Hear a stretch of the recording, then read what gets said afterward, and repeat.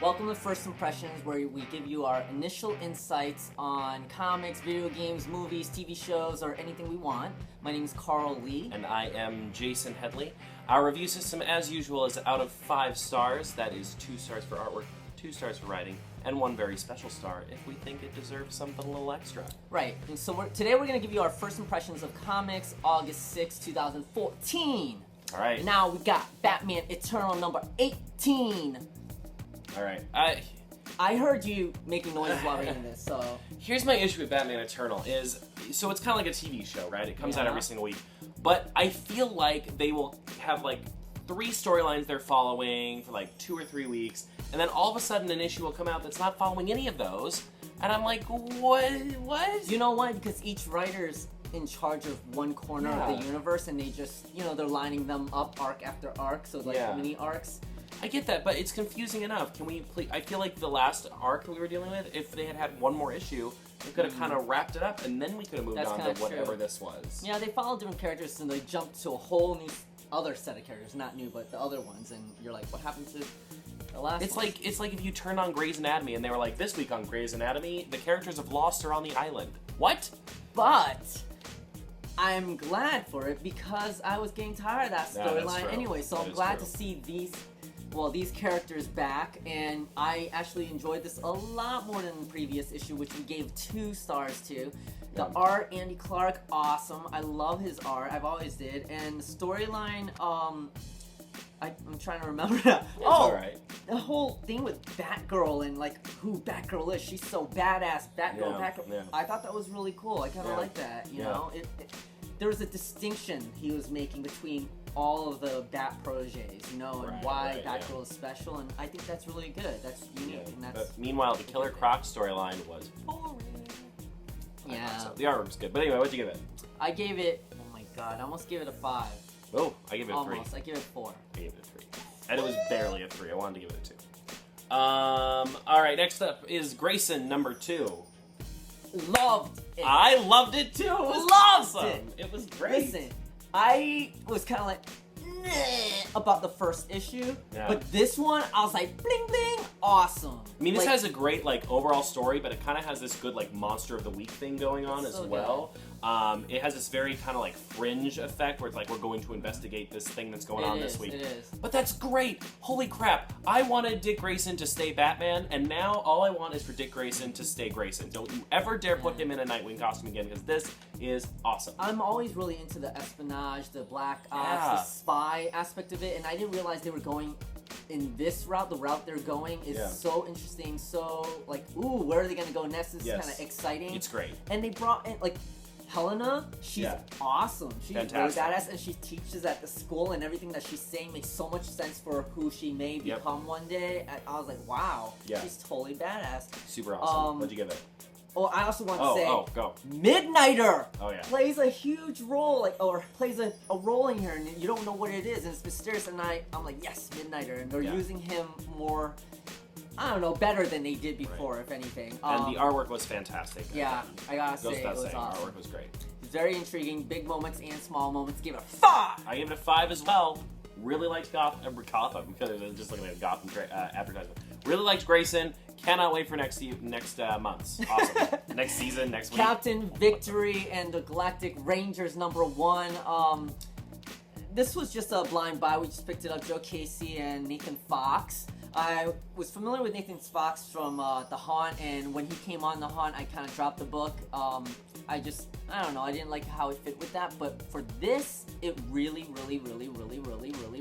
fit for some reason. And this is some hardcore, like, sci-fi stuff that's, I don't know, more interesting than I expected, and that's what I kind of thought it would be by looking through it, and it is, and it's really kind of intriguing. It's a interesting concept, and I'm interested in more, actually, so I'm really glad I picked it up. What'd you give it? I gave it a 4 or 5 again. This has been a good week. Good week so far. Yeah. Alright. Earth 2. I might even give that a 5, actually. Earth 2. Number 26. It's, It's good. It wraps up this story arc. I love what happens between Val and Superman. There's something that happens, I'm just a spoiler, okay? He kind of does something that makes me think, this is not really what it is, but when I saw it, I thought he had, instead of heat vision, he had stone vision. Oh my god, that'd be epic. I was like, what? But, I mean, that's probably not what it's going to be, but when it happened, I thought, oh my god, that would be so cool that instead of heat vision, he had stone vision, where he can make things turn stone by looking at it. I thought that'd be amazing. Aquawoman was amazing in it, and like I said, it's the end of a story arc, so I'm kind of interested in seeing what happens after that and how it falls into World's End, except the next issue is a Future's End issue, and I don't know, a bunch of these next issues for next month in DC is going to be Future's End issues, and I don't know. That'd be great if Future's End was worth reading. Out or suck, or it might be okay, but yeah, I'm really more interested in the next thing that comes out of that. So anyways, I gave that a 4. Woo, awesome. All right, Enormous. Number 2. I read this. Yeah, I have mixed feelings. It was a lot slower than the first issue, but it was easier to follow than the first issue. That's good. I still make the argument about this book that, goddamn, the artwork is so fantastic, but put into these tiny panels, I have a really hard time telling what's going on at some points. But they showed a lot of different monsters, kind of the monsters of all the different areas of the world and what they're taking over, and that was really cool. Some of the monsters are kind of adorable, just throwing that out there. And I like where the story's going. My only real complaint about this issue is that not a lot happened. The first half of the book was just like, and in Colorado this is happening, and in Las Vegas this is. It wasn't until like literally halfway through the book did we end up meeting with some characters and seeing what was going on. So not a lot going on, but the artwork is still really fantastic. Doesn't sound very promising. I'd love to read at least one more issue just to see what happens next. So I did give this a 3. Tim Daniel. Yeah, but artwork, woof, amazing. Cool. This was also a book I read, Figment, number 3. What can I say about Figment? We picked it up on a whim with number 1 because it looked adorable, and it is adorable, but man, it's such a cool story. It's just all about imagination and the power of imagination, and there's actually a really cool villain to it that he kind of is accidentally a villain, and now while the main characters are over in this magical imagination land trying to figure out how to get home, our world is being invaded by robots that this other guy invented with his imagination. It's just really cool. It plays out great, and Jim Zub, I love his work. I love the writing. The artwork is beautiful. There's tons of color. It's something that would be great to read. Maybe not with young kids, like maybe not super young kids, but it's a good kids. Like if your kids can read Harry Potter, they can definitely read this. But really, really loved it. I give it a 4. And this dog winged thing, chimera thing, is still so freaking adorable. I can't even deal. 4. How I Made the World. I think it's a one-shot thing. I'm not really sure. No, it's I think there is going to be another issue. Yeah? They did say there's going to be another issue. So let me tell you about this book. This is an impulse buy. We just saw it and thought, Carl picked this up and handed it to me and said, should we get this? And I flipped through it. I was like, sure, I'll read that. I finished this book earlier today and actually Facebook messaged the writer because I loved it that much. Wow, just stellar writing. It's all about this girl in art school, and she wants to be a writer, but she kind of gets forced into this art class, and just seeing how she kind of pours her soul into what she's creating, even though she's like, why do I even care about this? And it's such a good human story. It's so interesting. It's clearly got a lot of like autobiographicalness to it. I mean, the main character's name is Liz, and the writer's name is Liz, and really interesting artwork. The writing is so beautiful, and if you are someone who creates or writes or makes art or anything, you will get so much out of this. It was very moving on a personal level. I loved it. I hope to God there's an issue 2 because I can't wait to read more from you guys. I gave this a 5. Nice. Yeah. That's great. No wonder she won, right? Yeah. Howtoons Reignition, number 1. We found out that this is not the first book. There's actually a whole bunch of other books, and there's like a collection. We looked at it, and it looked really amazing. So we're like, let's get this. It does look very interesting. Looks fun. And we actually both each bought a copy, so that's something we don't normally do. Yeah, that was weird. And it was kind of fun in me because it's almost educational, yet there's this nice mystery involving the kids, and their parents disappear, and there's something happening in the outside world that we don't know what ended up happening.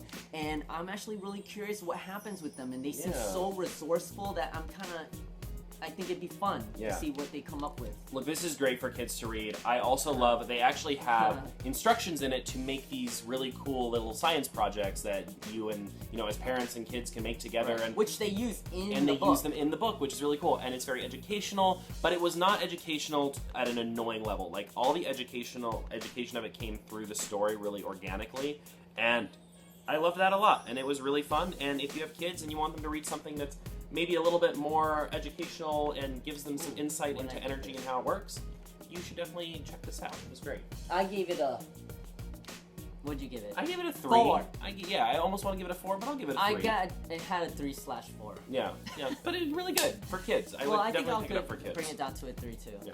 I'm horrible at that. I'm so bad at that. I don't even know why we bothered doing rating when I'm like, I don't know. I'm gonna give it something no, go back to 3. From 1 to 5. All right, so next up is Imperial #1 by Steven Seagal, and art is done by Dos Santos. Really? Did you read this? No, I didn't get a chance. I read this. Okay. He read so fast. They read everything, and of course I didn't because I got really sad because we put up the Guardians of the Galaxy video, which you should watch. The first impressions, which we'll put right up here for now, and then we'll put it up in the end.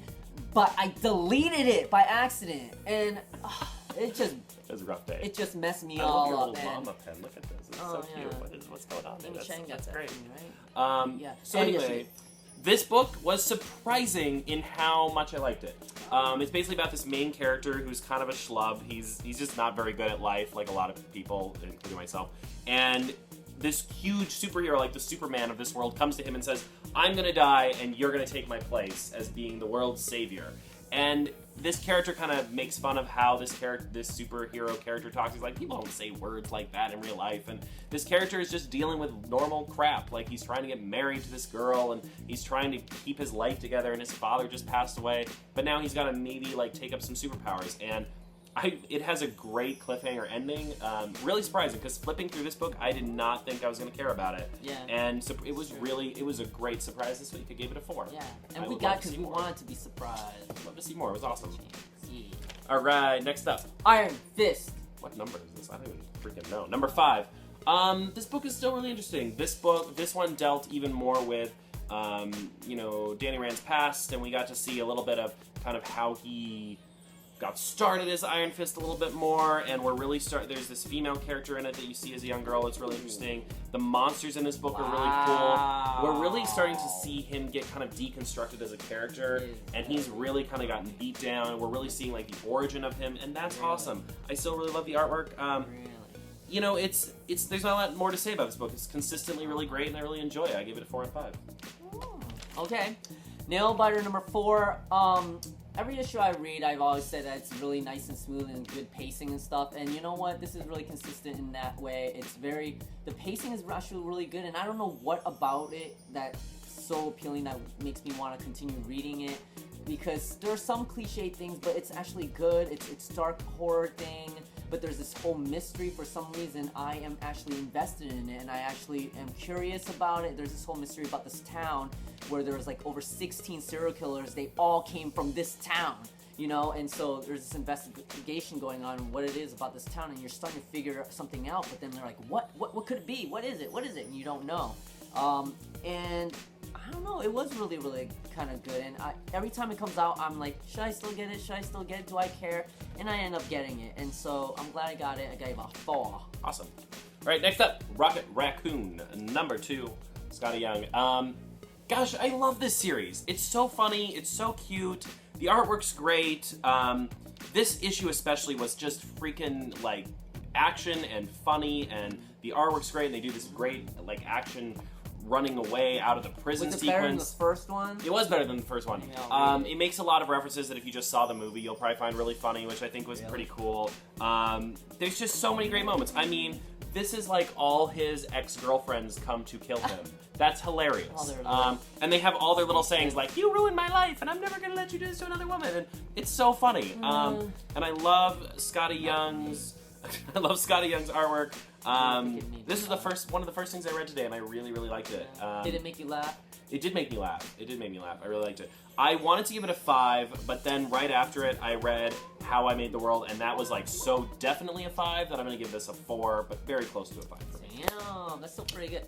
Okay, this is an old book that I picked up. It's Robocop. It's Joshua Williamson. Just because I thought the art looked really good, and because I don't know why, I thought that this looks kind of solid, and so I want to see where it's going, and so I picked it up. I was gonna read it, but obviously I didn't have enough time to read a lot of things today. This is, what is Superior Spider-Man number, what is it? There's so many words at the top of this. Number 32. It is 32. Oh, Superior Spider-Man. It's the prequel to the Spider-Verse thing. It's called Edge of the Spider-Verse. It's the beginning of all of that happening. Yep. And I got this because I wanted to read it. Oh, well, this actually takes place during the events of Superior Spider-Man number 19, so it's actually a flashback. Oh, for real? And it deals with the Superior Spider-Man, who we all know as Dr. Octavius, is going to different dimensions, meeting different Spider-Man, and kind of recruiting them in order to fight this villain that's chasing down Spider-Man in all these different dimensions. I actually really, and I stopped reading Superior Spider-Man, but I really like how they present Otto Octavius in the body of Peter Parker. I think he's very funny, and the way he like critiques Peter's life is very interesting, and that's very much similar here. It's a good little kind of prequel. Not a whole lot is going on it, but it does set the stage very well. And you know, as someone who has not been reading Spider-Man, I did feel like I knew everything I needed to know going into Spider-Verse reading this to go in to be able to read Spider-Verse. So give it a 3. Okay. Solid. Ultimate Spider-Man, Miles Morales Spider-Man rather, number 4. Yeah. I also didn't read this. I liked this a lot more than the previous issue. Really? That's pretty good then. Well, the previous issue I like didn't love as much because I felt like, remember I said it was a lot of rehashing. This did not feel that way as much. It had a really cool kind of ending and cliffhanger, and they're really introducing that idea of Peter Parker and Spider-Man and which one is which, and Aunt May shows up and she's like, oh my god, it's Peter Parker, because they're all watching on the news. Because, you know, in New York we have nothing better to do but to watch Spider-Man's latest antics on TV. Listen, if all that superhero stuff was actually going on in New York that happens in the Marvel Universe, we would never leave the house. We'd just watch TV and be terrified to go outside.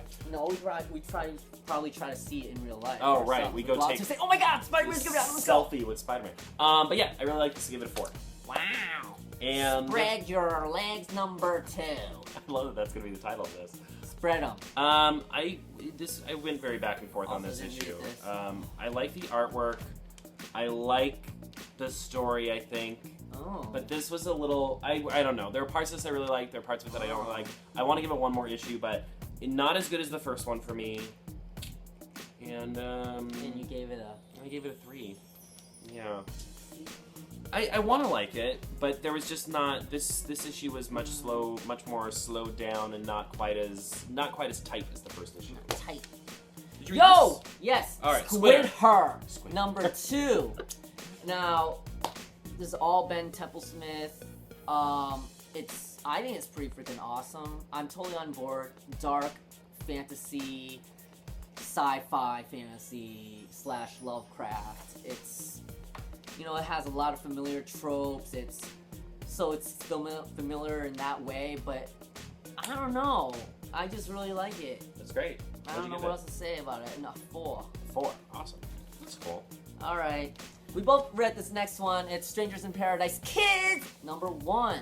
So I think what we should preface this with is that you have read Strangers in Paradise. See? I had never read Strangers in Paradise. Now, after I read this, I went and I read the first book of Strangers in Paradise today after reading this, but I had anything to go on. So what did you think, first of all, as a fan? I read Strangers in Paradise a while back ago, maybe 2 years now, but, which is still late. But it was fun to kind of see these characters as kids because they were still, you could see the DNA of who these people were when you read in the other book, but as kids in kids situations, almost as if this was a microcosm world, and then when they're growing up is the reality world, it's the real world troubles. And I love how they did this little thing which was like a flash forward, but it was really like a weird dream sequence thing where it actually had, you know, Kachu and Francine as they are as adults, you know, and I don't know, I thought it was really, really awesome. It's great, and it looks like the Peanuts, and it was funny. I actually laughed, so this was funny. Is this not as funny as Rocket Raccoon? I laughed more at Rocket Raccoon, but I will say this was really adorable. Very similar art style to Peanuts. And not knowing anything about these characters at all, I can say it was really cute. I did find it really funny. It was just really adorable. I think I liked it. Like if you magnify their personalities in here and make them more adult situations, you'll kind of see how they are when they're... Well, what I want to do is once I finish reading Strange in Paradise, I'm going to go back and read this again and see what I get out of it. And see, these kids, how they are now, how they're going to end up growing up and why they end up growing up the way they are based on their childhood. You can kind of see where this is going. Like, if she continues on to the next issue and through a couple of years, what is she going to end up doing? How is she going to end up being, thinking about herself? I also will say, Terry Moore, I like your work in color. Please, more of that. Thank you. Yeah. What'd you give it? Oh, schmack. 5. Oh, wow. 5. I gave it a 4. So yeah, really good. I gave it a 5er. Did you read this? Yes. Okay. Terminal Hero number 1. Wow, there's just so much about this. Peter Milligan. It asks so many different questions, and the premise is really not too crazy, not too hard to get. It's just that he has terminal brain cancer, and then there's this mysterious banned cure or treatment for it that he got illegally. And so now the question is, the thing is, it gives you horrible side effects. Now the question is, are you willing to deal with the side effects to live, or are the side effects so horrible that you might not want to deal with it? And the side effects are major. It's almost like it opens up your brain. It's almost like Lucy, where you use more of your brain, and so he's getting powers. Things are manifesting just by him thinking it. Like, you know how sometimes you just have random thoughts like, man, I wish that person was hit by a car, and then they get hit by a car for real. That's kind of like what ends up happening. So he starts discovering, like, this duality of, wait, is this how I really think? Is that who I really am? Like, if I were able to be who I want, would I be a murderer? Would I just kill that person or rape that girl? I'm not, that's just what's happening in there, I'm not saying that that's what he should do. But, you know what I mean? There's questions like that, and I just think there are a lot of questions being asked, and it's very, very interesting and definitely worth reading. What'd you give it? I gave it a 4. Whew, man, this is a good week. All right, and last but certainly not least, if you happen to watch our Forbidden Planet show that we helped them out with yesterday, which you can also see.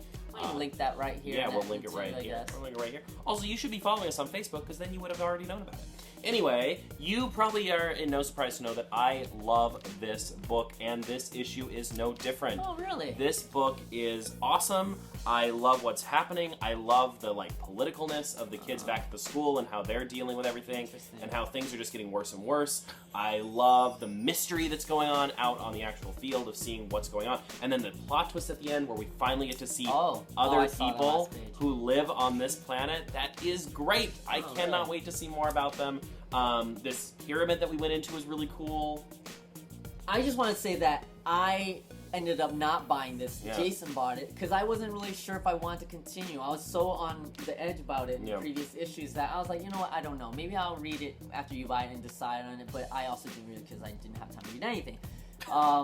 So, continue. But yeah, I really liked it. I want to see more and more and more of this book. Maybe I should read it. This is slowly becoming one of my favorite ongoing series. Every month when I see that it's coming out, I get really excited because I just want to know more. The mystery has really got me. I'm all in. James Tynion, great work. The artwork of this is Michael Dialinas. I can't pronounce your name, but I love your artwork. I love it, love it, love it. I gave this a 5. Wow! So, it sounds like we had 2 books of the week. Fan-freaking-tastic week. What would you say was your book of the week? My book of the week is Grayson, yo. Alright. That was just badass great. Yeah? And I didn't read your... I'm going to give it to How I Made the World by Liz Plord. Really, really awesome. If you're into anything slice of life, please read it. And yeah, Grayson, don't get me wrong, Grayson was freaking awesome. I am so excited to keep going with that series. So. I'm just glad that it's actually good, because God, it's so good. good. Suck, and the second issue was awesome. It's better than Batman right now. Come on, let's have more of it. That's it was great. Kind of true, almost. Yeah. I'm excited about Grayson. That's the thing. I'm excited about it. Well, anyways, thanks. So those are our books of the week. Let us know what you guys got in the comments down below. Make sure to like and subscribe to our Facebook page and to our YouTube page. You can follow us both at Twitter, where I'm at KukamungaCat. He's at K.C'arl K. Lee. And you can also check out our blogs. We blog weekly, and we have really fun stuff to say. So we'll put a link to those as well, so you can check those out. Make sure to follow us there. I don't think I have anything left to say, except we'll see you guys next week. And you'll keep touching yourself. Oh. Yeah. See you guys.